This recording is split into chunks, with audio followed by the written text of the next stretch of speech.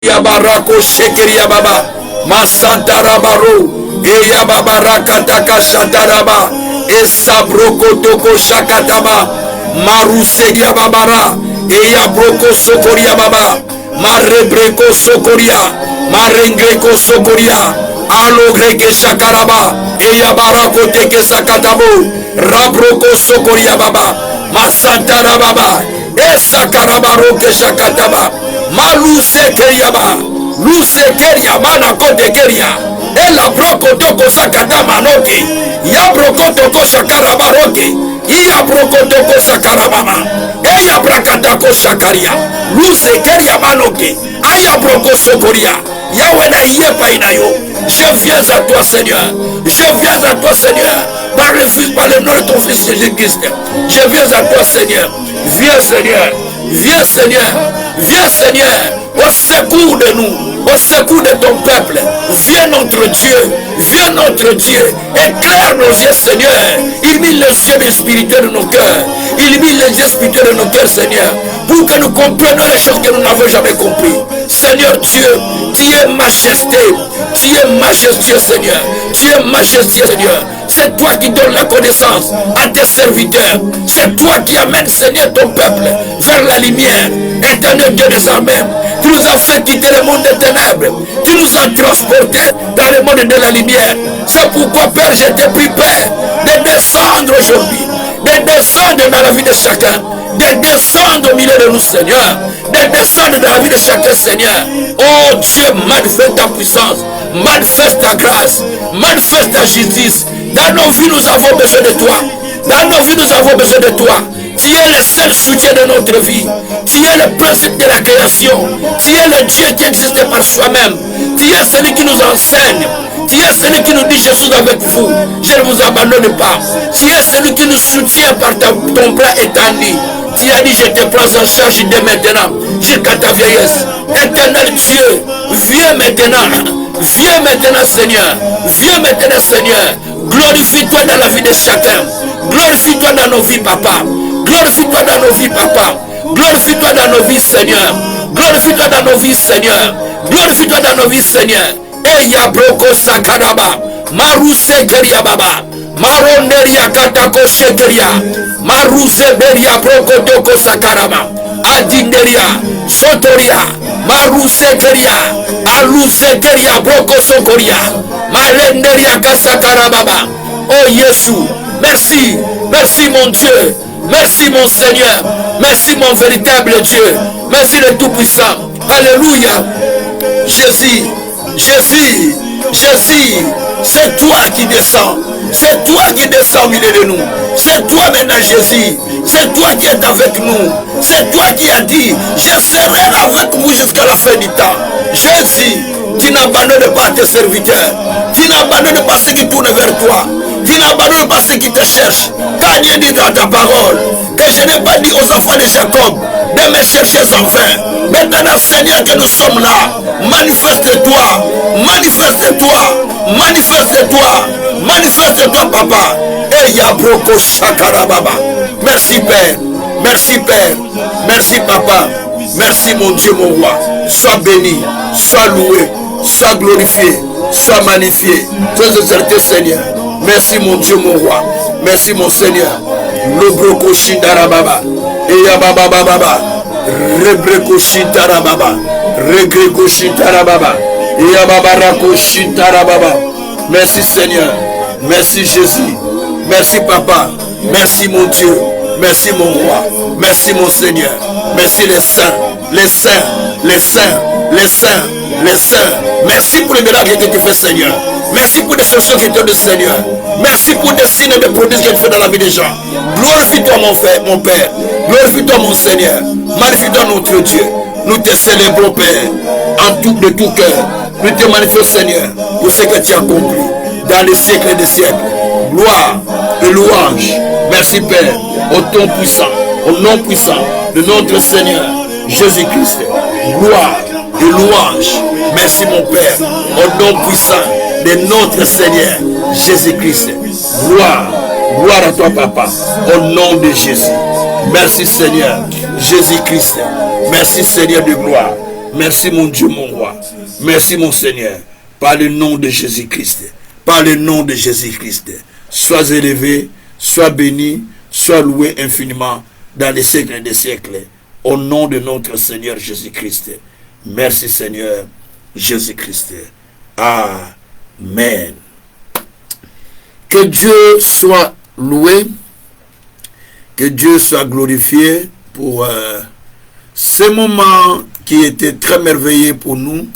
Ce moment que le Seigneur permet à chaque fois que nous tournons vers lui.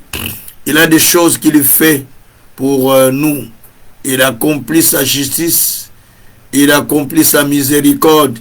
Il accomplit sa grâce. Jésus-Christ étant présent au milieu de nous, il fait des choses qui nous dépassent. Jésus-Christ étant présent au milieu de nous, il manifeste des choses qui nous sont insondables. Nous les bénissions, nous les glorifions pour ce qu'il a fait dans les siècles des siècles. Merci Seigneur Jésus-Christ. Amen. Gloire soit à Dieu Seigneur. Merci beaucoup mes bien-aimés frères et sœurs pour ce temps que nous avons passé dans l'adoration. Cela est très significatif parce que le Seigneur va faire quelque chose avec nous. Mais j'aimerais bien vous enseigner quelque chose et qui est, en tout cas, je vais dire que très important dans la vie en tant qu'enfant de Dieu, en tant que serviteur et servante de Dieu. Et il est important par moment, quand on a acquis quelque chose, il faut la valoriser. Et cela est très important. C'est là dont on va parler plus ce soir. Donc il faut savoir valoriser ce que tu as appris. Sinon tu les perds.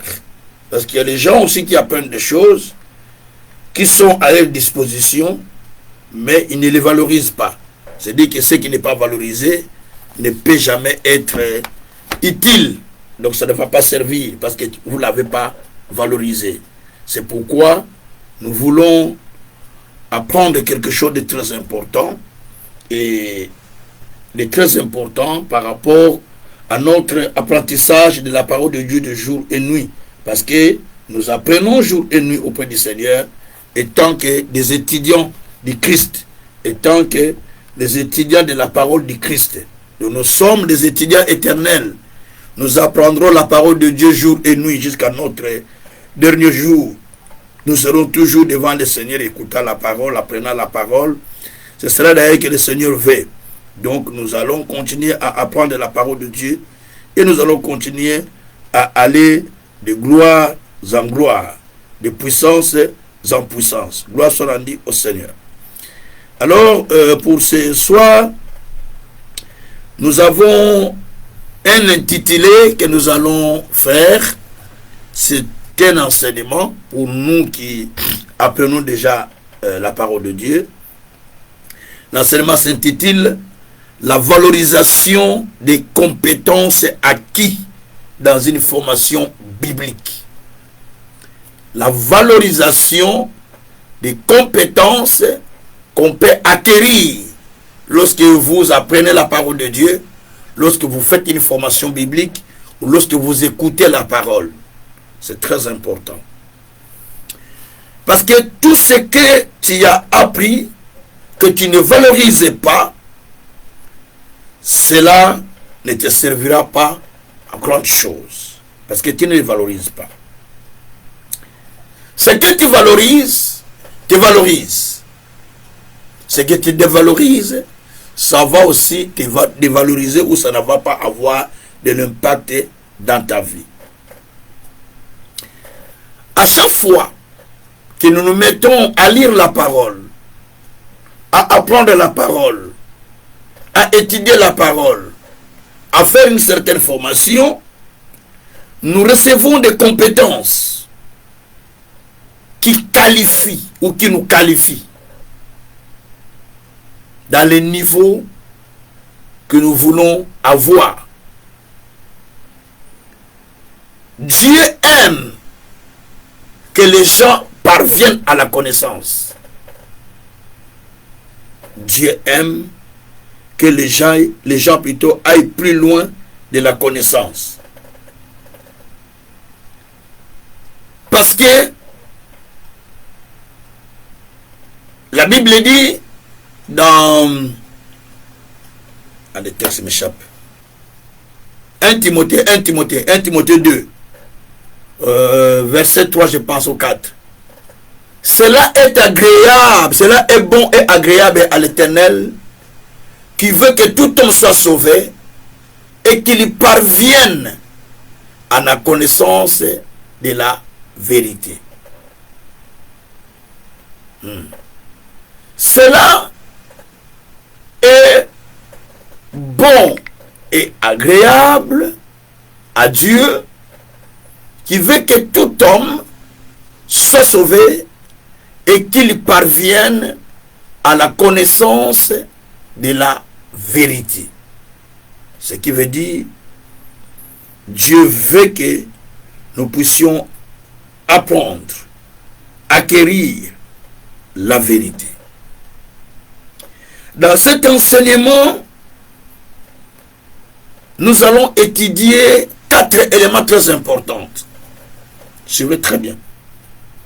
Dans la valorisation des compétences acquises dans la formation biblique, nous allons vraiment développer 4 éléments qui sont très importants, que je vais citer tout à l'heure. Le premier élément que nous allons apprendre, c'est la valeur de ce qu'on a appris. C'est-à-dire la valorisation de ce qu'on a. Quelque chose que vous avez, des fois vous ignorez la valeur. Mais quand vous la perdez, vous commencez à comprendre la valeur. Une fois je suivais l'émission à la télé, une émission, je ne sais pas comment ça s'appelle encore, où on vend les choses anciennes, les noms m'échappent. Une personne est allée avec une pièce qu'il négligeait à la maison, qui était un vase de sa grand-mère, je pense, de son grand-père. Et quand il arrive, on lui apprend que ça avait une valeur importante. Alors il était étonné de la valeur que cela pouvait apporter. Donc, cela veut dire que... Refermez le micro s'il vous plaît, parce que ça fait du bruit. Voilà. Je crois que on peut fermer le micro. On peut éteindre votre... Vous pouvez éteindre le micro parce que ça fait du bruit. Ce n'est pas vous, je crois, c'est... parce que le nom n'est pas là, je crois, c'est... Je ne sais pas, mais la personne est là, le nom... Et en y allant, il ne s'attendait pas que le vase pouvait coûter autant. Un vieux vase qu'il gardait dans la maison, qui était à sa grand-mère ou son grand-père, mais lorsqu'il est allé pour la vendre, dans l'émission qui passe à la télé, le nom m'échappe, donc il a compris que c'était beaucoup plus cher. Mais lui-même, il négligeait ça. Il dit, je négligeais même ça. Donc, vous pouvez avoir quelque chose, mais vous ne connaissez pas sa valeur. Et ça, c'est l'élément capital, l'élément que nous constatons souvent. Alors, il y a un élément encore à découvrir, c'est lequel, donc nous devons savoir que lorsque nous poursuivons cette leçon, nous allons apprendre un deuxième élément. Le deuxième élément, c'est quelles sont les compétences que vous avez acquises au long d'une formation. Quelles sont les compétences acquises au long d'une formation. Et c'est très important. Et cela est très important parce que ça vous aide à comprendre à quel point les compétences que vous recevez peuvent vous être très utiles. Gloire soit rendue au Seigneur. Donc par là, nous comprenons que le deuxième élément dans la formation, c'est de comprendre quelles sont les compétences que j'ai acquises. Et cela va valoriser votre formation. Parce que quand vous les comprenez, ça valorise votre formation. Le troisième élément, je vais expliquer tous ces éléments, je suis en train de donner d'abord les éléments, les 4 éléments que nous allons apprendre. Le troisième élément, quelle différence constates-tu sur toi-même entre avant et après la formation? Très important. C'est une auto-évaluation d'ailleurs. Quelle différence constates-tu entre avant et après la formation? Ça veut dire que tu fais l'auto, on appelle ça simplement, tu fais l'auto-évaluation de toi-même. Et c'est très important. Donc ce qui veut dire que par là, vous pouvez comprendre quelles sont les compétences que vous avez acquises et que cela a-t-il apporté dans votre vie. Quelle est la différence entre avant et après?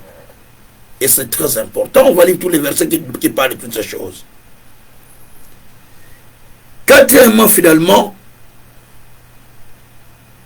quelle est la recommandation que vous avez de Dieu, ou quelle est la recommandation aussi que vous pouvez donner aux autres? Quelles sont les recommandations que Dieu vous donne pendant que vous recevez une formation? Et qu'est-ce que vous pouvez recommander à d'autres personnes? On suppose que quand on a appris quelque chose, on peut recommander ça à d'autres personnes. On peut en parler à d'autres personnes. On peut en enseigner à d'autres personnes. Et cela est très capital. Cela nous fait grandir d'ailleurs. Parce que la connaissance qu'on a acquis, qu'on ne partage pas, ça ne peut pas grandir. C'est quand vous partagez cette connaissance que cela vous fait grandir. C'est comme ça, Paul a dit à Timothée dans 2 Timothée 2, ce que tu as appris de moi, confie-le à des hommes fidèles, capables de les transmettre aussi à d'autres personnes. Et ça, c'est l'élément capital. Alors, sur ces 4 éléments, nous allons commencer d'abord à définir la valorisation des compétences acquises. Si nous devons passer par la définition,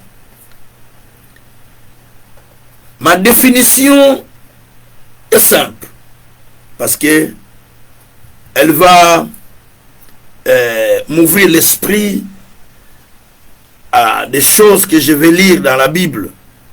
J'aimerais bien lire d'abord la Bible, et puis je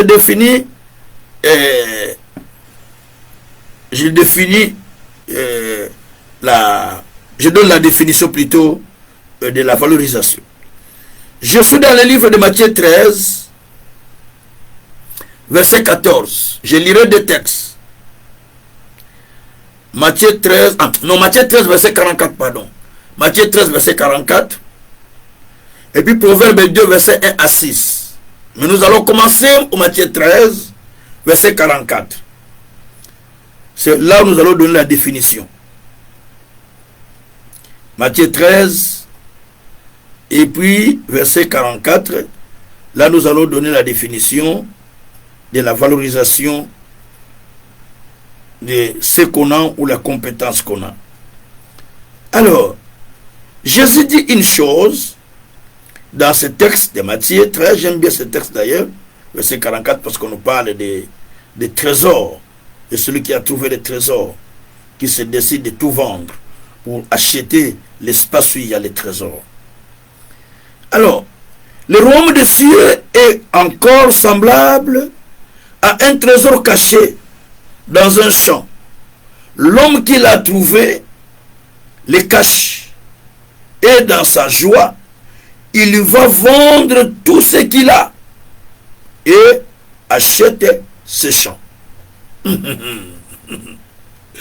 Le royaume des cieux est semblable à celui qui a trouvé un trésor. Il a trouvé un trésor et en le trouvant dans un champ, il le cache au milieu de ce champ. Et Et maintenant, il va aller chercher les moyens en vendant tout ce qu'il avait, afin de se procurer ce champ parce qu'il y a les trésors dedans.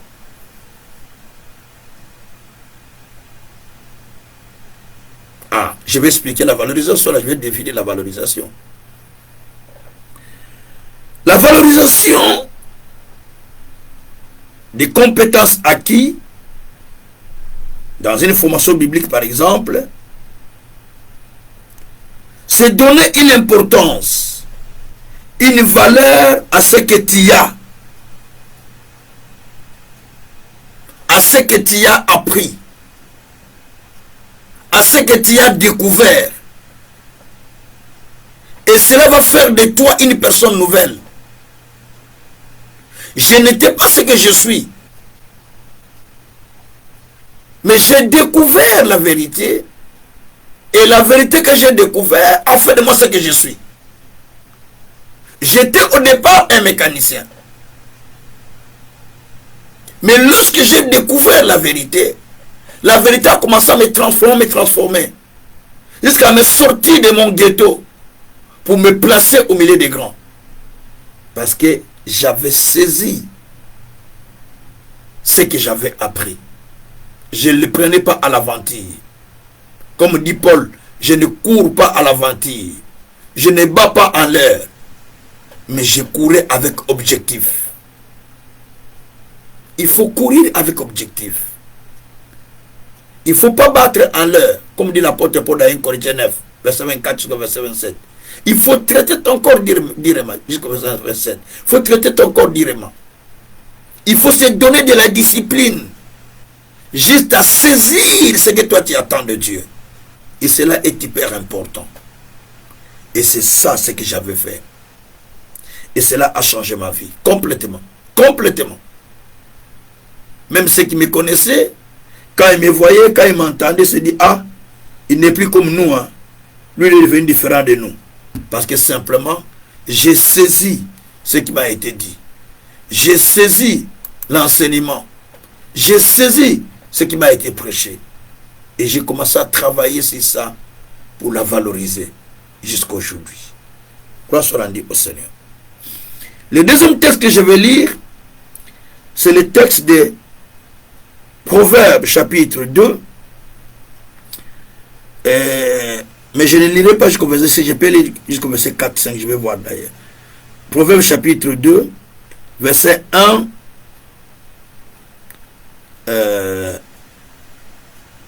Bon, je vais lire là où je m'arrête. Mon fils, si tu reçois mes paroles, si tu les gardes avec toi, si tu gardes avec toi mes préceptes, si tu rends ton oreille attentif à la sagesse, si tu inclines ton cœur à l'intelligence, oui. Si tu appelles la sagesse, si tu élèves ta voix vers l'intelligence, si tu la cherches comme de l'argent, si tu la poursuis comme le trésor, alors tu comprendras la crainte de Dieu. Tu trouveras la connaissance de l'Éternel.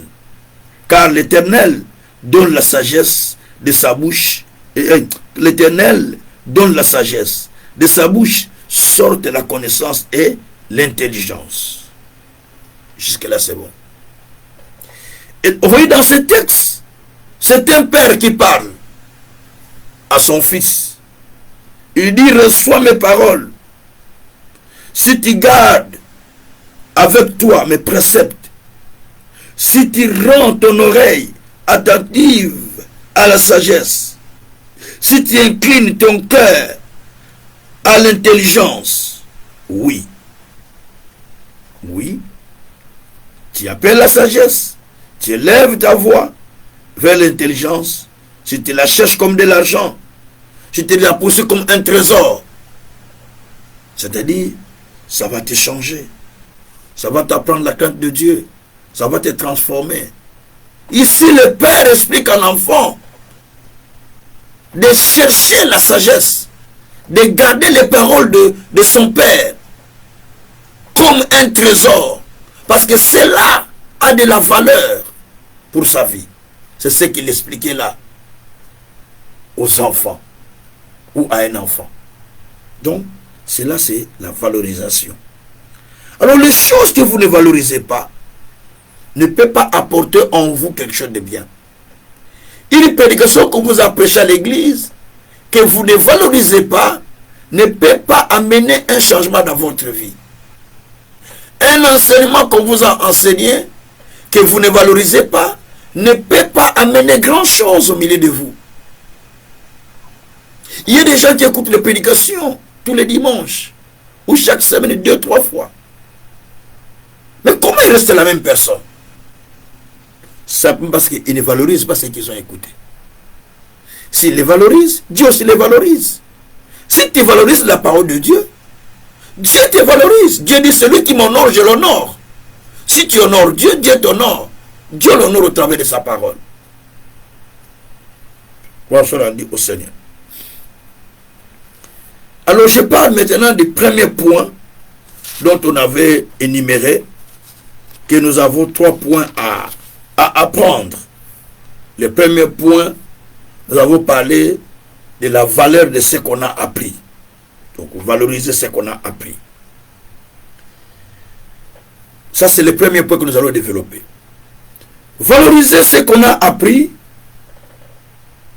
ou accorder la valeur à ce qu'on a appris, est une importance capitale.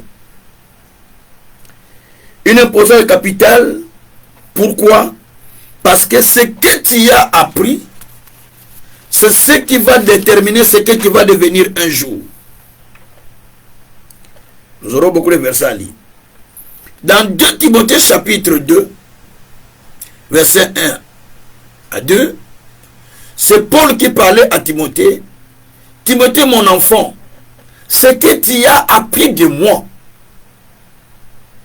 confie-le à des hommes fidèles, capables de les transmettre à d'autres personnes.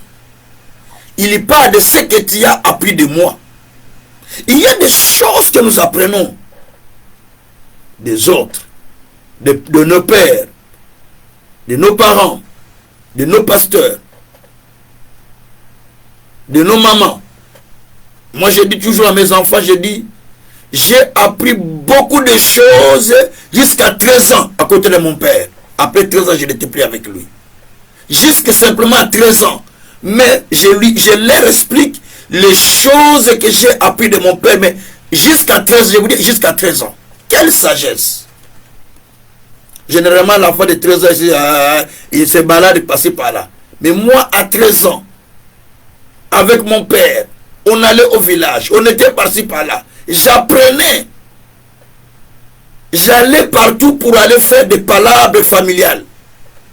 Lorsqu'il allait parler des problèmes de famille des gens ou de sa famille ou des gens, parce qu'il était parleur comme moi, qui pouvait parler des choses de famille.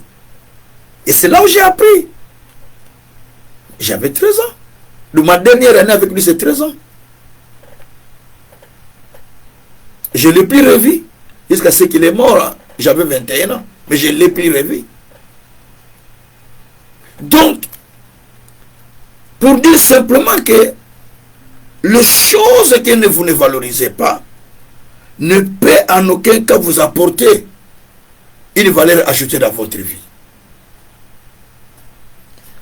Le proverbe 3 nous dit aussi quelque chose, verset 1 à 4. Mon fils, n'oublie pas mes enseignements et que ton cœur garde mes préceptes, car ils prolongeront les jours et les années de ta vie. Ils augmenteront ta paix et que ta bonté et ta fidélité ne t'abandonnent pas. Lis-les à ton cou, écris-les sur la table de ton cœur et tu acquerras ainsi la grâce et une raison saine aux yeux de Dieu et des hommes. Jusqu'au verset 4. Proverbe 3, verset 1 à 4. Ici, c'est un père aussi qui dit à son fils, qui conseille son fils de garder, de ne pas oublier ses enseignements, de les garder comme précepte au fond de lui. Parce que cela a quelque chose qui va amener. Il dit, ça va faire quoi ce que je te dis? Ça va prolonger les jours de ta vie et les années de ta vie. Ça va augmenter ta paix. Ça va apporter la bonté et la fidélité. L'île d'ailleurs au cou, ne l'abandonne pas et ça va changer complètement ta vie. Et devant Dieu et devant les hommes, tu vas trouver une raison saine. Gloire soit rendue au Seigneur. Donc pour Psaume 119, allons pour Psaume 119. David aussi nous apprend, David nous montre à quel point la parole était importante dans sa vie. David nous apprend comment lui il saisissait la parole qu'il apprenait. Comment il les saisissait. Nous sommes dans Psaume 119 et nous allons lire les versets 11 et verset 14. Psaume 119, versets 11 et 14. Je serre ta parole dans mon cœur afin de ne plus pécher. Verset maintenant 14.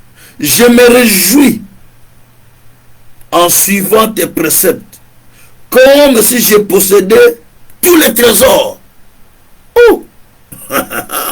Regarde la valeur qu'il accorde à la parole. Je me réjouis. Il dit, je me réjouis. Il dit que je me réjouis. Hein? Je me réjouis en suivant tes enseignements, en suivant tes préceptes, comme si je possédais tous les trésors du monde. C'est-à-dire, là on peut comprendre que David accordait une importante capitale, une importance plutôt capitale sur ce qu'il apprenait, sur la parole de Dieu qu'il recevait. Tant que vous ne donnez pas de la valeur sur ce que vous apprenez, cela ne vous servira à rien. Cela ne changera pas votre vie. Vous allez changer de pasteur par-ci par-là. Pas de solution. Pas de progrès évident. Pas de miracle. Simplement parce que vous ne valorisez même pas ce que vous recevez.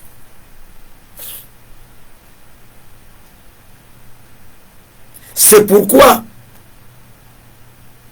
le serviteur de Saül a dit à Saül, dans 1 Samuel 9, verset 5 à 7, il y a un homme de Dieu dans cette ville. C'est un homme considéré. Tout ce qu'il dit ne manque pas, tout ce qu'il dit ne manque pas d'arriver. Allons les consulter. Peut-être pourrait-il nous indiquer les chemins par lesquels nous devons marcher. Et là, on voit réellement que ces serviteurs comprenaient la valeur de la parole d'un prophète. Ils valorisaient les prophètes et ils valorisaient les messages du prophète. C'est ce qui a fait de Saül un roi. C'est la valorisation des messages du prophète. Et ce qui lui a fait tomber, c'est la dévalorisation des messages du prophète. Le message du prophète l'a valorisé pour devenir roi, parce qu'il a valorisé ça. Mais quand il a dévalorisé les messages du prophète, quand le prophète lui a dit, tu n'as pas le droit de faire les sacrifices, tu n'es pas sacrificateur. Oh, le peuple m'a dit, là, le prophète lui dit, à partir d'aujourd'hui, Dieu a retiré sa royauté sur toi. Il va donner à une autre personne. Les paroles d'un prophète peuvent te valoriser et ça peut te faire descendre jusqu'au bout. C'est pourquoi nous, des fois, quand les gens nous parlent mal, on ne réplique pas. Parce que je sais que si je parle, Dieu va agir de la même manière que j'ai parlé. Des fois même plus. Alors, on se maîtrise simplement. La Bible dit qu'on nous regarde comme n'ayant rien, alors que nous enrichissons plusieurs. Nous donnons la vie à plusieurs personnes. Gloire soit rendue au Seigneur.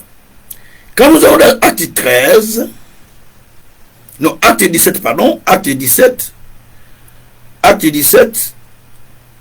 on va lire beaucoup de textes parce que c'est la formation, ce n'est pas une prédication, pour dire toi à la tête. Acte 17, au verset 11 à 13, là, c'est les Béréens qui reçoivent la parole et on explique la motivation et l'empressement qu'ils avaient. C'est Paul qui explique cette motivation. Vous allez lire. D'ailleurs, c'est lui qui écrivait tous ces livres. Actes des Apôtres, c'est lui qui a écrit. Docteur Lick. Alors, il dit ceci. Ces Juifs avaient des sentiments plus nobles que ceux des Thessaloniques. Ils reçurent la parole avec beaucoup d'empressement. Ils examinaient chaque jour les Écritures pour voir si ce qu'on leur disait était exact. Plusieurs d'entre eux crient, ainsi que beaucoup de femmes grecques de distinction et beaucoup d'hommes. Gloire soit rendue au Seigneur. Donc ici, on nous montre aussi comment, d'ailleurs, quand vous allez au verset 13, je vais terminer verset 13, mais quand les Juifs de Thessalonique surent que Paul annonçait aussi à Béréen la parole de Dieu, ils vinrent y agiter la foule. Donc, ici, on est à Thessalonique, donc nous sommes déjà en Grèce. Et la Bible nous dit, Paul prêchait l'évangile là-bas. Qu'est-ce qu'on va constater? On va voir que un grand nombre de Béréens avaient manifesté le sentiment noble de recevoir la parole de Dieu avec empressement. Donc ils recevaient la parole avec empressement. Ils ont manifesté le sentiment noble de recevoir, la parole de Dieu avec empressement. Et ils examinaient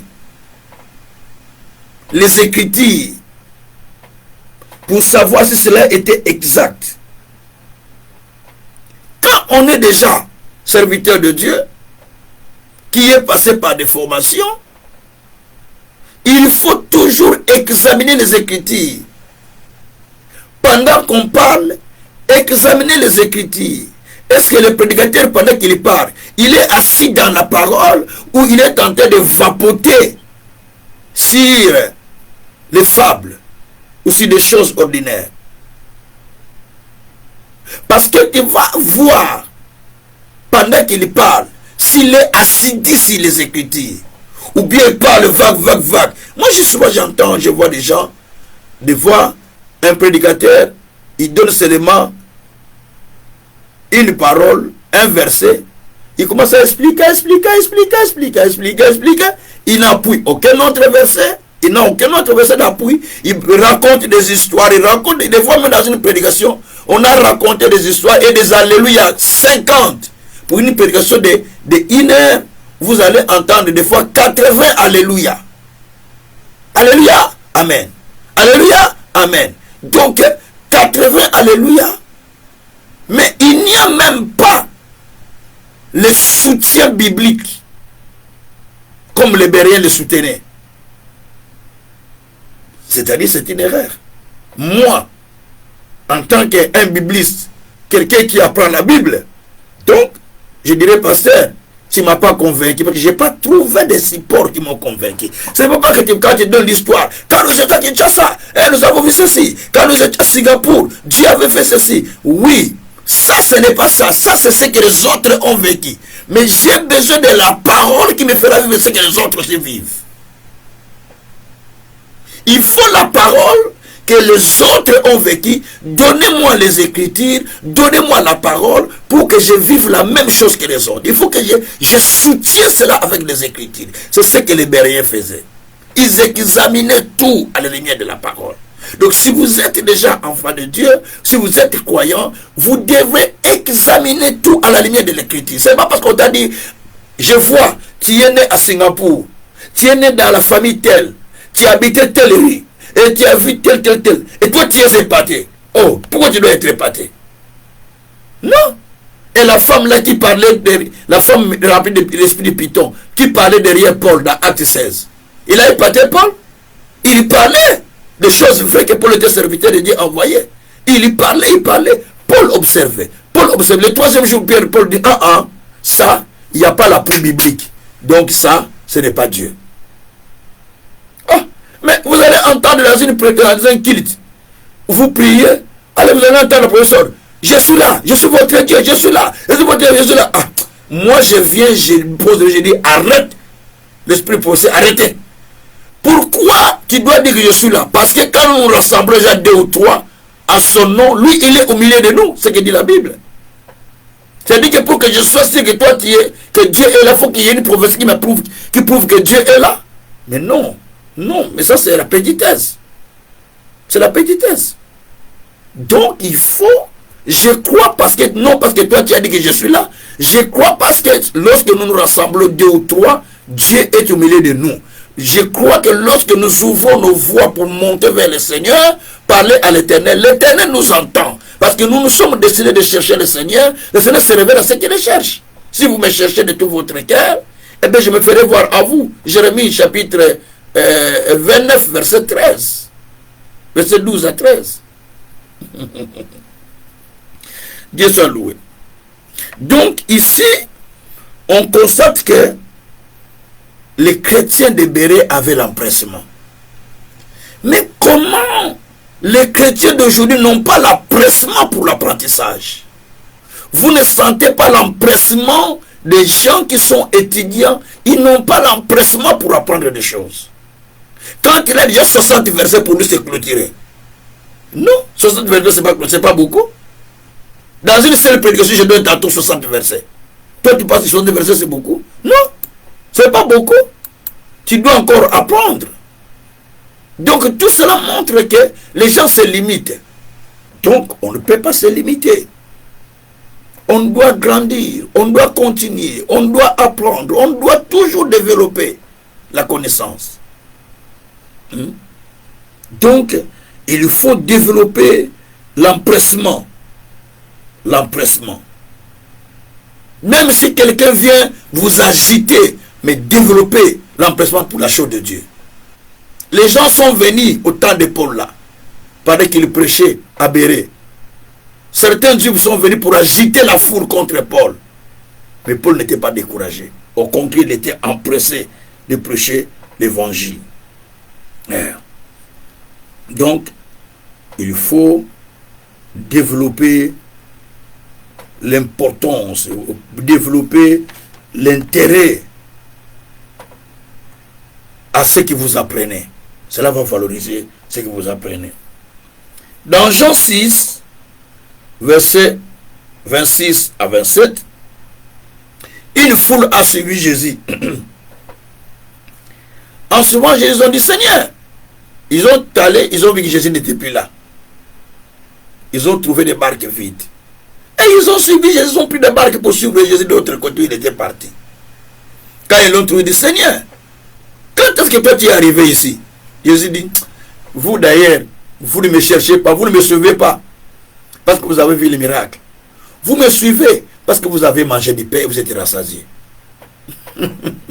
C'est-à-dire, vous ne suivez pas pour avoir la connaissance, mais vous me suivez simplement pour le pain que vous avez mangé. Il y a des gens qui vont dans des églises que pour le pain. Il n'a pas besoin de la connaissance. Il a besoin qu'on lui impose la main, qu'il tombe. Il y a des gens qui ont des démons de tomber. Il en a beaucoup. Les propriétaires n'ont même pas posé les mains. Il part tout seul. Tout seul. Oui, la puissance se fait tomber. Mais aussi, il y a des démons aussi qui agitent les gens, qui tombent. Quand les démons étaient sortis de l'enfant, il a jeté l'enfant par terre, non? Quand Jésus faisait la délivrance de cet enfant. Il a jeté par terre. Donc, simplement pour dire que la foule a suivi Jésus parce qu'il mangeait du pain. Mais il ne cherchait pas quelque chose de spirituel. Jésus a dit, ne travaillez pas pour ce qui périt, mais travaillez pour ce qui ne périt pas. Pas pour la nourriture qui périt, mais travaillez pour ce qui ne périt pas. Donc, vous devez valoriser ce que vous recevez. Travaillez, donnez de la valeur à ce que vous recevez. C'est pourquoi Jésus a dit dans Jean 6, 63, il a dit, cette parole est vie et esprit.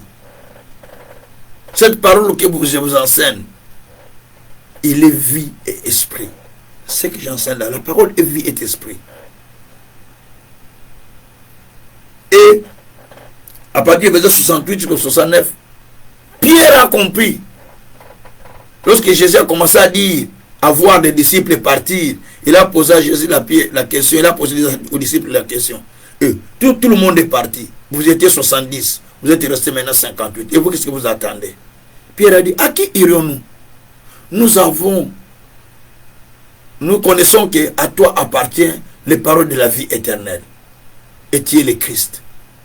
Donc, ils ont compris que c'est à toi appartient les paroles de la vie éternelle. Si vous comprenez que ce que vous recevez a de l'importance, vous n'allez pas quitter. Les autres quittent, mais toi tu restes. Parce que vous savez que cela a de l'importance pour votre vie. C'est ça qu'on appelle la valorisation. Donc, donnez de la valeur à ce que vous apprenez. Gloire soit rendue au Seigneur. Point B. Quelles sont les compétences que vous développez dans ce que vous apprenez? Quelles sont les compétences? On va apprendre un peu beaucoup de choses. Lorsque nous développons, lorsque nous apprenons la parole, nous développons beaucoup de compétences en nous. L'apôtre Paul dit, dans 2 Timothée 2, verset 14 à 16, Paul dit à Timothée, je vais lire le texte pour ne pas le citer en erreur, 2 Timothée 2, verset 14. Il dit, voilà, c'est ça. Verset 15 d'ailleurs. Verset 14 à 15. Il dit, rappelle ces choses en conjurant devant Dieu qu'on évite les disputes de mots qui ne servent qu'à la ruine de ceux qui l'écoutent. Donc il faut éviter les disputes inutiles. D'ailleurs, la Bible dit dans 2 Timothée 2, verset 22, qu'il n'est pas bon à un serviteur d'avoir des discussions. Donc, ça c'est le verset 22. Maintenant, au verset 15, il dit, efforce-toi de te présenter devant Dieu comme un homme éprouvé, un ouvrier qui ne rougit pas, qui n'a point à rougir, mais qui dispense droitement la parole de la vérité. C'est-à-dire, la première compétence que tu vas recevoir, quand vous apprenez la parole, quand vous faites la formation, ça fait de vous un homme éprouvé. Une personne éprouvée veut dire qu'une personne capable, une personne véritable, une personne capable. Ça, c'est la première des choses qu'il va faire de vous. Elle fait de vous une personne capable, qui ne rougit pas, un ouvrier qui ne rougit pas, mais une personne qui dispense, qui partage la vérité droitement, qui partage la parole droitement. Et c'est la première des choses que vous allez sentir en vous. Et cela est très capital. Gloire soit rendue au Seigneur. Donc, vous avez cette importance de pouvoir apprendre la parole. Et quand vous l'apprenez, elle va vous amener dans cette dimension-là. Et puis dans Psaume 119, verset 97 au 97 à 100, elle va nous montrer les compétences que David a acquis, que David nous dit qu'on devait acquérir lorsqu'on apprend la parole, lorsqu'on s'engage à travailler avec la parole, à méditer la parole, à étudier la parole, à écouter la parole. Voilà, bref, donc on va recevoir beaucoup de choses. Nous allons dans Psaume 119, c'est un bon Psaume 119, et il a beaucoup de révélations pour Psaume 119, beaucoup. Imagine-toi, il a 175 versets, donc il a beaucoup. Alors, à partir du 97e verset, ou 97 dans le français belge, on nous dit ceci, jusqu'au verset 100e. On va arriver jusqu'au verset 100. Alors, là, nous allons voir des capacités qu'il nous communique. Parce qu'il nous communique certaines compétences, certaines capacités. Allez, quelles sont les compétences que nous recevons en écoutant les paroles du Seigneur? Allez, Combien j'aime ta loi. Verset 97 ou 97. Combien j'aime ta loi. Elle est tous les jours l'objet de ma méditation. Écoutez le verset suivant, 98 ou 98. Tes commandements me rendent plus sage que mes ennemis, car je les ai toujours avec moi. Donc, lorsque vous recevez la formation, vous recevez beaucoup de compétences. Premièrement, elle vous donne l'esprit de la méditation. Vous commencez à méditer beaucoup la parole. Deuxièmement, elle vous rend plus sage que même vos ennemis. Puisque vous apprenez la parole, puisque vous devenez plus sage que vos ennemis, plus sage que les autres, vous ne parlez pas comme tout le monde. Parce que la sagesse vient à partir de la parole. Quand vous allez au verset 99 ou 99, il dit, je suis plus instruit que tous mes maîtres, car mes préceptes sont l'objet de mes méditations. Veut dire, vous devenez plus instruit que vos pasteurs. Pendant que vous apprenez à la formation biblique, si vous ne faites pas attention, le pasteur deviendra, ou vous serez un obstacle pour les pasteurs, ou le pasteur devient un obstacle pour vous. Parce que vous allez acquérir une intelligence spirituelle qui va dépasser celui que votre maître a. Vous devenez plus instruit que vos maîtres. Et si vous êtes orgueilleux, vous allez voir que vous n'allez plus écouter votre pasteur, ce qui est très dangereux. Moi, je ne conseille pas ça. Il faut toujours obéir à vos pasteurs. C'est très important. Dieu soit loué. Au verset 100, j'ai plus d'intelligence que les vieillards, car j'observe les commandements. Donc, ça vous donne aussi l'intelligence. Toute formation biblique donne aux gens l'intelligence, donne aux gens de la sagesse, instruit les gens plus que même les maîtres qui les instruit. Parce que tu vas apprendre des choses que ton maître n'a pas appris. C'est-à-dire que tu défonces déjà les maîtres, tu les dépasses. Si tu es quelqu'un qui n'est pas humble, automatiquement, tu abandonnes les maîtres. Donc, il faut comprendre qu'est-ce que vous recevez comme compétence. Il y a beaucoup de compétences qu'on reçoit lorsque vraiment on s'engage à apprendre la parole de Dieu. Il y a l'intelligence qui vient, plus que les vieillards, plus que les anciens. Vous devenez plus instruit que vos anciens. Vous recevez la sagesse plus que vos maîtres. Vous recevez la connaissance plus que tous. Parce que en apprenant, on reçoit beaucoup de choses. Gloire soit rendue au Seigneur. Nous passons au point C. Quelle différence constatez-vous entre avant et après? Quelle est la différence que vous constatez dans votre vie de foi entre avant et après? Entre avant la formation et après cette formation. Qu'est-ce que vous constatez chaque fois que vous recevez la formation? Parce que vous devez faire l'auto-évaluation pour voir vous avancez ou pas. Vous êtes au même niveau ou pas. Est-ce qu'il y a eu un changement? Est-ce qu'il y a des choses nouvelles qui ont été prêchées que moi je dois améliorer? D'ailleurs, quand vous écoutez la parole, au plus on peut avoir à peu près 7 questions qu'il faut se poser. Première chose, que me dit l'orateur au travers de cet enseignement? Vous devez saisir le message central de l'orateur. Là, je parle de la valorisation. Vous devez saisir quel est le message central de l'orateur. À chaque fois qu'il parle, peu importe le verset qu'il prend, il va vous répéter les mêmes messages quelque part. Même si même si vous écoutez la parole, vous allez voir qu'il vous répétera les mêmes messages quelque part. Parce qu'il vous répète le message central. Il peut amener beaucoup de versets, mais le central là, il n'en sortira pas.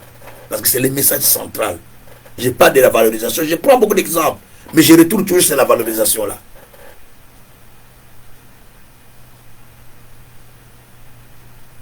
Quel est le message que l'orateur, le message principal de l'orateur, pendant qu'il prêchait, ou pendant que j'écoutais la prédication, quel était le message principal? Ça, c'est la première chose à faire en tant qu'un étudiant de la Bible. Deuxièmement, dans le message qu'il a prêché, y a-t-il des conseils qui m'ont été donnés, qui me sont utiles? Troisièmement, y a-t-il des erreurs que je dois abandonner? Quatrièmement, y a-t-il des promesses à saisir qu'il a libérées au travers de la parole?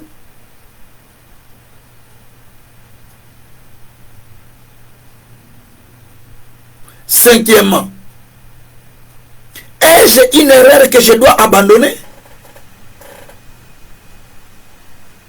Après avoir écouté cette prédication, c'est ça ce qu'il faut poser la question. Est-ce que j'ai une erreur que je dois abandonner après cette prédication? Ou je dois rester seulement statique? Je dois rester statique, je dois rester comme j'étais avant, ou je dois quand même améliorer?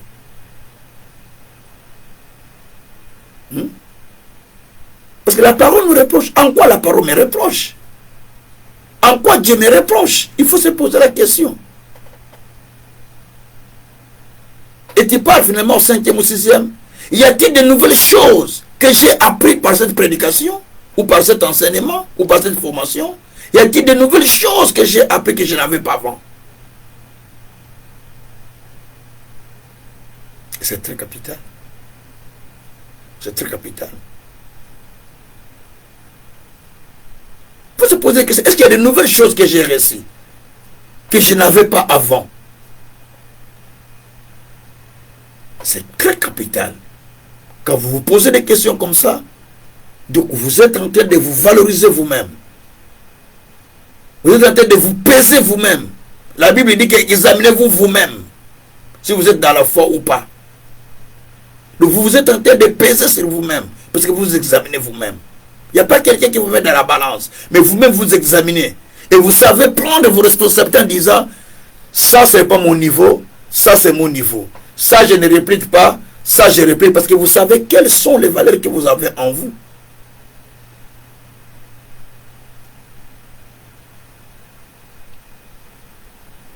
Y a-t-il un mal que je dois abandonner? Y a-t-il un péché que je dois abandonner après la prédication que j'ai entendue? Y a-t-il quelque chose que je dois faire? Une recommandation que je dois faire? Y a-t-il une recommandation dans cette période? Dans des périodes, il y a une recommandation. Dieu te donne une recommandation au travers d'un serviteur de Dieu, au travers de la prédication, au travers de la lecture, au travers de l'écoute de la parole. Est-ce qu'il y a une recommandation que j'entends de Dieu? Là, tu deviens une personne ouverte parce que tu as compris à peu près les 7 questions que tu dois te poser pour comprendre que tu es en train de recevoir vraiment la parole, tu es en train de valoriser la parole. Place rendue au Seigneur. Alors nous allons lire un verset pour montrer la différence entre ce que nous étions et ce que nous sommes. Nous allons apprendre juste un homme de Dieu, qui était autrefois persécuteur de l'Église, l'apôtre Paul, Philippiens 3, et qui est devenu un instrument que Dieu va utiliser.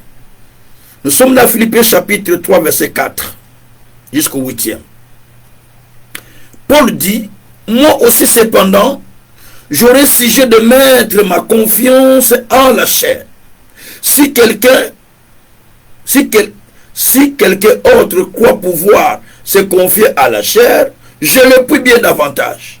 Moi, circoncis le 8e jour, de la race d'Israël, de la tribu de Benjamin, hébreu, né d'hébreu, quant à la loi pharisienne, quant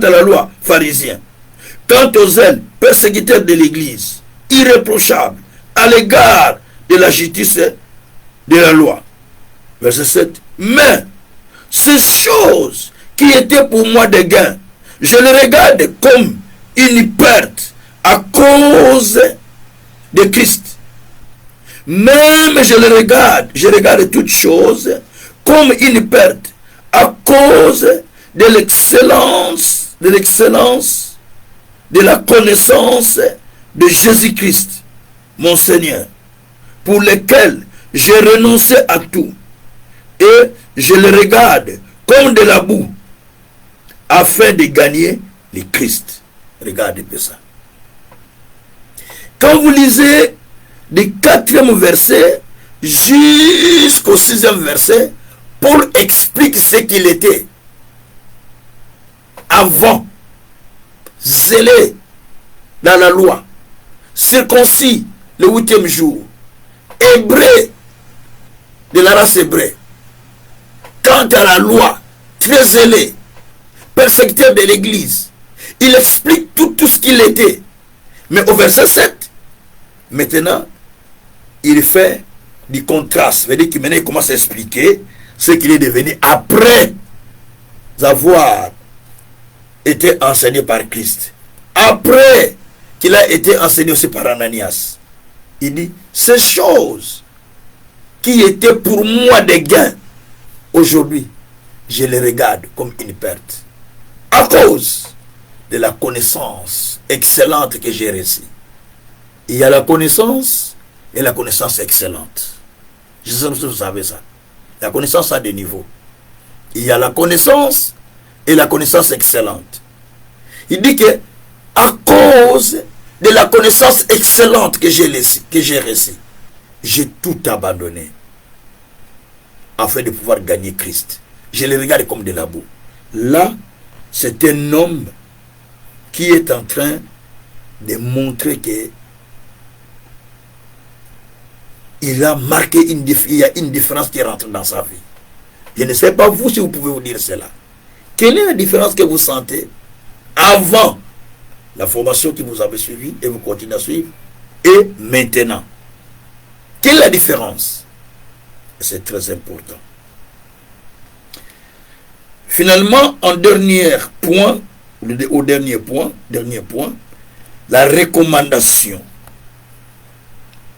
La recommandation qu'il faut donner aux gens. Jésus a dit dans Marc 8, verset 15, prenez garde au levain des pharisiens. Prenez garde au levain des pharisiens. C'est-à-dire, faites attention à ce qu'on vous enseigne par les pharisiens. Faites attention à ce qu'on vous enseigne par des pharisiens ou par des gens qui ne sont pas assidus. Il a dit, gardez-vous du levain des pharisiens et du levain d'Hérode. Ou prenez garde du levain des pharisiens et du levain d'Hérode. Donc, c'est-à-dire les enseignements d'Hérode et les enseignements des pharisiens. Faites attention. Parce que ça peut vous détruire. Ça peut vous écarter dans la voie de Dieu. Ça peut effacer tout ce que vous avez appris pendant plusieurs mois. Donc, prenez garde au levain des pharisiens et au levain d'Hérode. Donc, il faut faire attention à tout cela.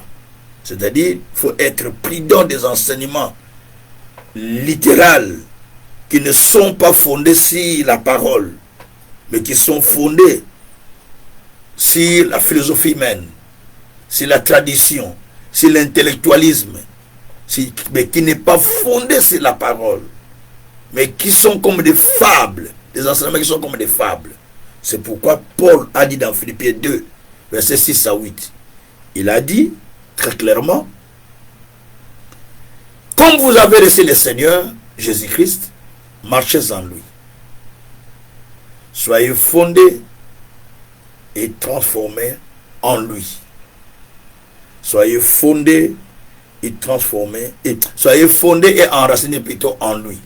Soyez fondés et enracinés en lui. Au verset 8, il dit, que personne ne fasse de vous sa proie par la philosophie de ce monde, par le rudiment des hommes, par la tradition qui n'est pas fondée sur Christ. Donc, faites attention. que personne ne vienne vous enseigner les choses qui ne sont pas fondées sur Christ. Les choses qui ne sont pas fondées sur les Écritures. En écoutant la parole, si vous développez une connaissance spéciale, même si quelqu'un venait vous dire, bienvenue, je te connais, le jour que tu es né, on t'a habillé de ça. Bienvenue, je sais que le jour où tu es né dans une famille de 15 enfants, et il te donne même la date de naissance, tu es épaté, tu dis, il connaît même ma date de naissance. Ne sois pas épaté, parce que tous les gens aussi du monde du ténèbre, ils connaissent ça. Les magiciens de Pharaon ont fait ça. Moïse a sorti le serpent. Les magiciens de Pharaon ont fait quoi? Ils ont sorti le serpent. Vous n'avez pas vu ça? Moïse a sorti le serpent. Les magiciens de Pharaon ont sorti le serpent.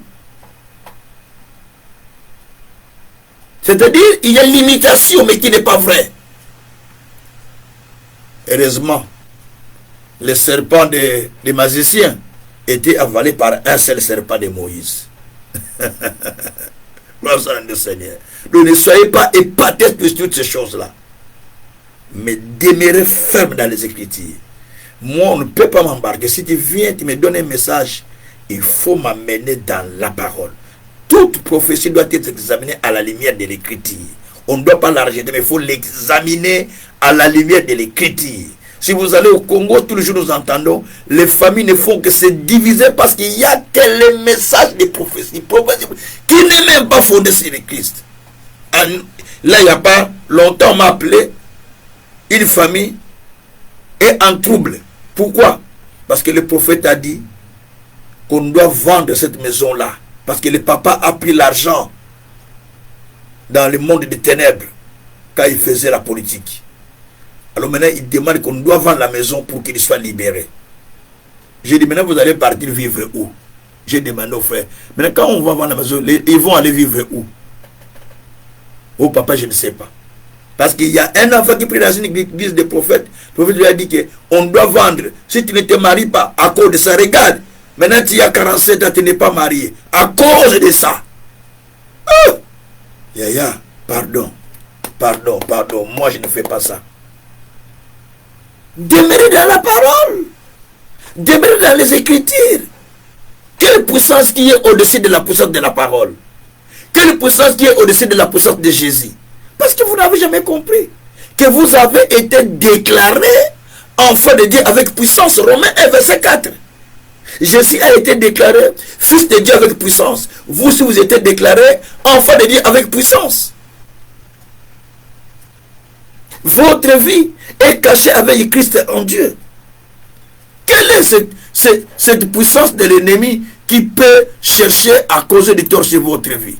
Donc tout ça, quand vous voyez ça, c'est pour vous dire simplement qu'on est en train de vous avoir très facilement parce que simplement, vous ne développez pas la connaissance approfondie de la parole de Dieu.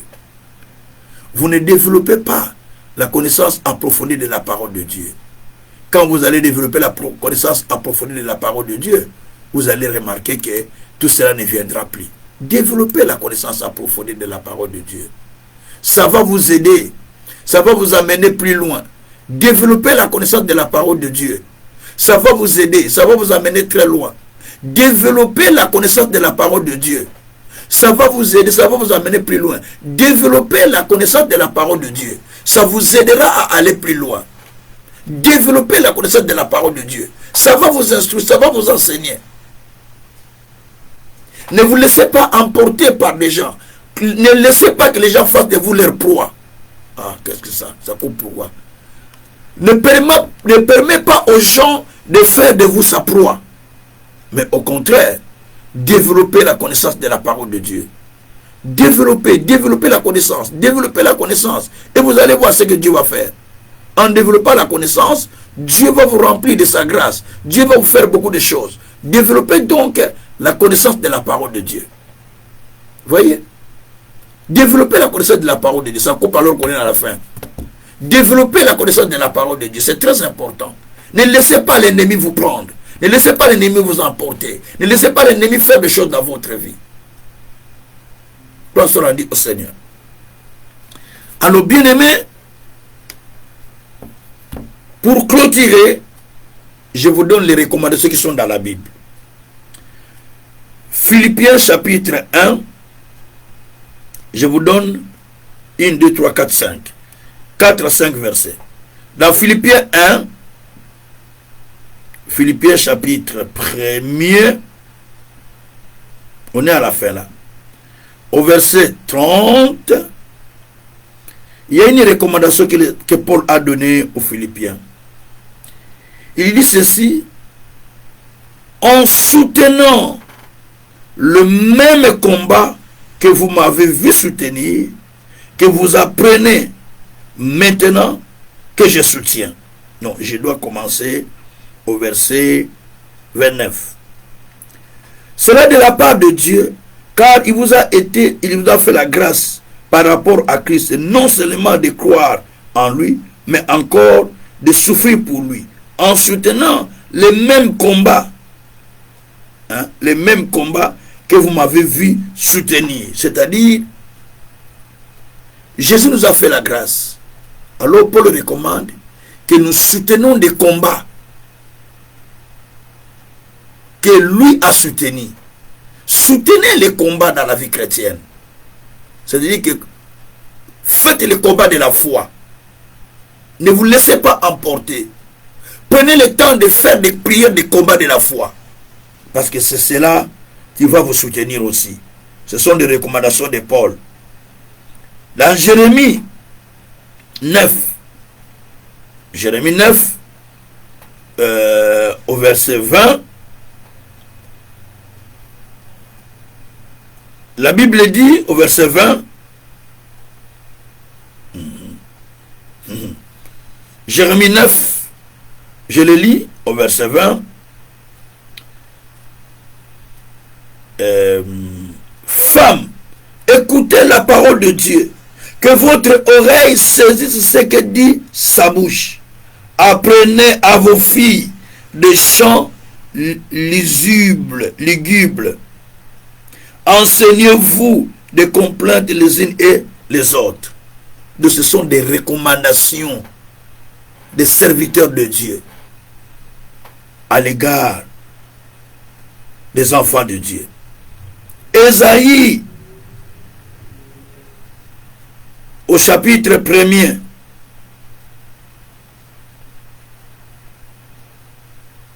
au verset 17, la Bible dit: apprenez à faire le bien, recherchez la justice, protégez l'opprimé, faites droit à l'orphelin, défendez la veuve.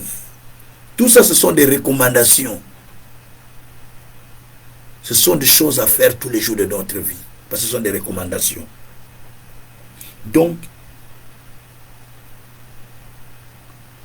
Dieu veut que nous puissions apprendre à faire des choses agréables, des choses qui sont importantes dans notre vie chrétienne, des recommandations qui nous sont importantes en tant que des chrétiens, que nous devons faire. Quand il nous dit dans Josué 1, méditez la parole jour et nuit, Josué 1 verset 8, donc il nous recommande de méditer jour et nuit. Ce sont des recommandations. Quand il nous dit combat les bons combats de la foi, ce sont des recommandations. Donc, on nous donne des recommandations. Quand on dit obéissez aux parents, soumettez, même à ceux qui ont des caractères, soumettez-vous aux conducteurs, même ceux qui ont des caractères difficiles. Hébreux 13. Donc vous devez vous soumettre. Parce que c'est la Bible qui dit, ce n'est pas toi. Quand il dit à la femme d'être soumise à son mari, les femmes n'aiment pas ces mots. Mais vous devez obéir parce que c'est Dieu qui a dit. Si tu refuses, tu contredis, c'est Dieu qui a dit la chose. Donc, toutes ces choses-là nous montrent qu'il y a des recommandations aussi qui sont données dans les Écritures.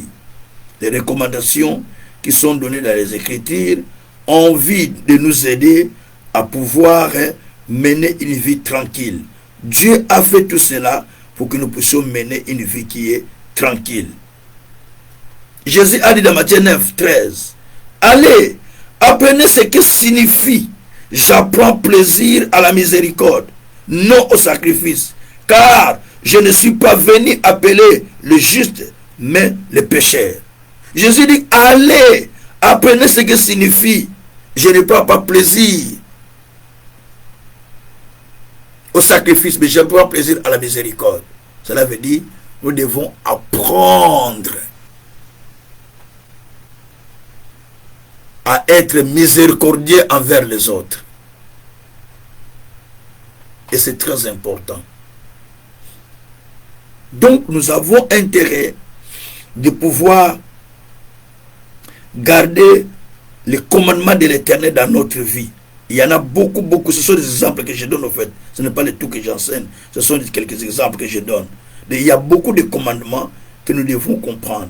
Quand vous lisez d'ailleurs les commandements tous les commandements qu'on nous met dans Exode, et Jésus le répète en deux mots. Aimer ton prochain comme aime ton Dieu de tout ton cœur, de toute ton âme. Aime ton prochain comme toi-même. Point barre. Si tu aimes ton prochain, tu n'as plus de choses dans ton cœur contre quelqu'un.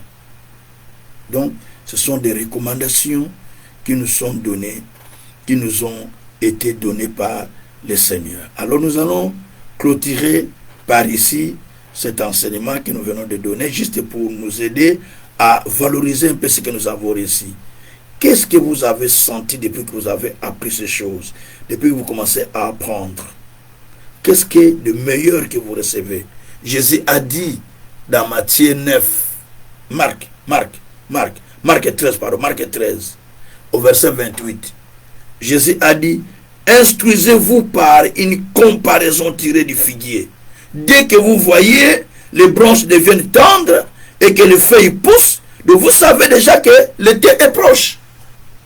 Quand vous voyez déjà les feuilles sortir, ça devient tendre, vous savez que l'été déjà est proche. Il dit, tirez l'enseignement par, rien que par les figuiers. Donc même les figuiers peuvent vous donner un enseignement. Un arbre vous donne l'enseignement. En regardant l'arbre, vous allez voir des feuilles commencent à sortir, ça bouge, vous savez que oui, on est en train d'aller vers l'été, parce que ça commence à pousser des fleurs. Des fois, on n'a pas besoin que Dieu nous instruise, mais la nature nous enseigne. Rien que la nature nous enseigne. Des fois, on n'a pas besoin que les pasteurs nous instruisent. Même les gens qui sont tout autour des païens nous instruisent.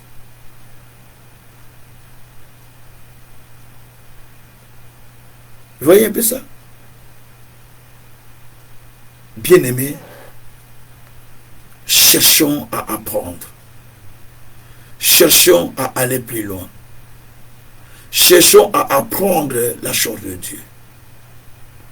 Et Dieu nous amènera plus loin. Tout ce que nous apprenons, mettez-le en pratique. Ne les laissons pas. Valorisez-vous vous-même.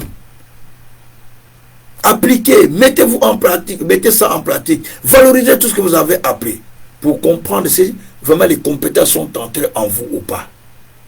Comment voulez-vous croire que les compétences sont en vous si vous ne valorisez pas ce que vous avez appris? Regarde la personne qui a trouvé le trésor, Matthieu 13, 44. Il le trouve dans les champs. Il dit, les champs ne m'appartiennent pas, appartiennent à quelqu'un. Donc, j'enterre ça quelque part. Je pars chercher l'argent, je vends tout pour venir acheter ces champs-là. Parce qu'il y a le trésor dedans. Là où tu sens qu'il y a ton trésor, c'est là où tu vas investir, non? C'est là où tu vas acheter. C'est là où tu vas aller investir ton argent. Investissez dans le royaume de Dieu. Investissez pour le progrès du royaume.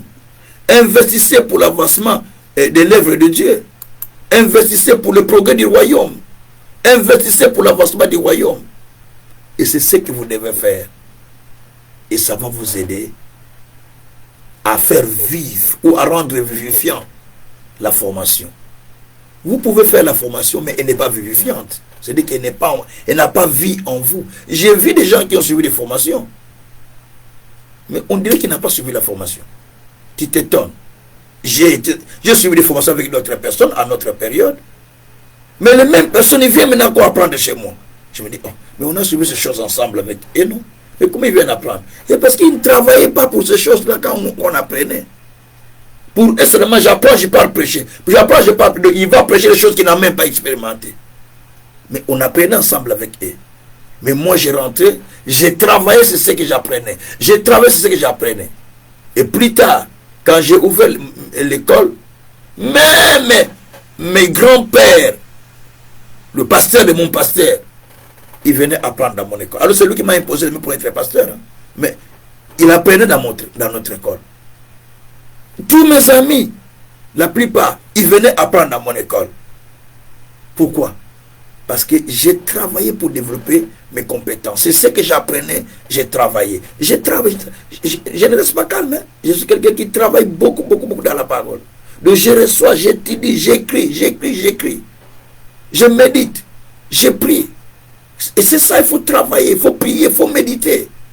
Il faut beaucoup écouter pour que l'onction rentre en vous, pour que cela crée en vous la force, la puissance. Et c'est très capital. Voilà un peu ce que je devais partager avec vous. Que le Tout-Puissant vous bénisse. Nous allons rendre grâce à Dieu. S'il y a une question, vous allez les poser après avoir rendu grâce à Dieu, ou bien vous les posez tout de suite avant de prier.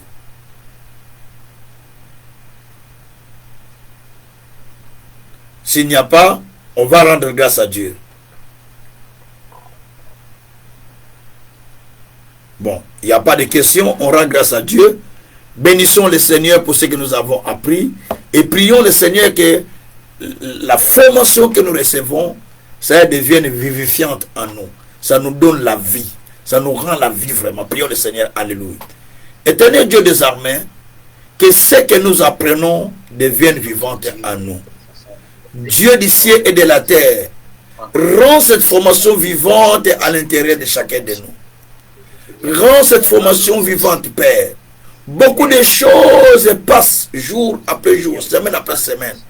Mais nous te prions, oh Dieu, de nous-mêmes, nous sommes incapables. Mais rends cela vivante en nous. Rends cela vivante en nous. Transforme-nous par ta parole.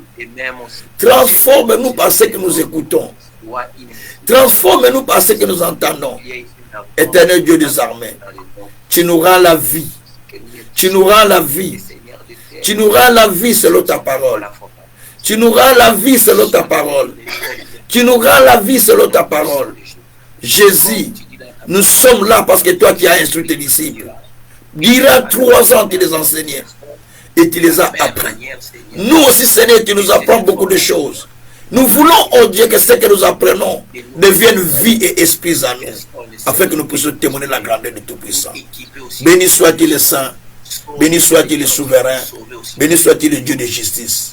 Que la loi te soit rendue dans les siècles des siècles. Au nom puissant de Jésus, nous avons ainsi prié, nous disons gloire et louange à toi, notre Seigneur Jésus-Christ. Amen. Que Dieu vous bénisse. Que Dieu vous bénisse grandement. La journée de demain, ça me sera difficile parce que je dois aller sur un rendez-vous sur Bruxelles pour le problème de la salle à partir de 18h. Donc ce qui fait que je ne saurais pas rentrer avant pour pouvoir venir donner les cours. Je préfère avorter ça pour dimanche. Voilà. Que Dieu vous bénisse grandement, au nom de Jésus-Christ. Amen. Ciao. Que Dieu vous bénisse aussi, papa. Merci beaucoup. Ciao.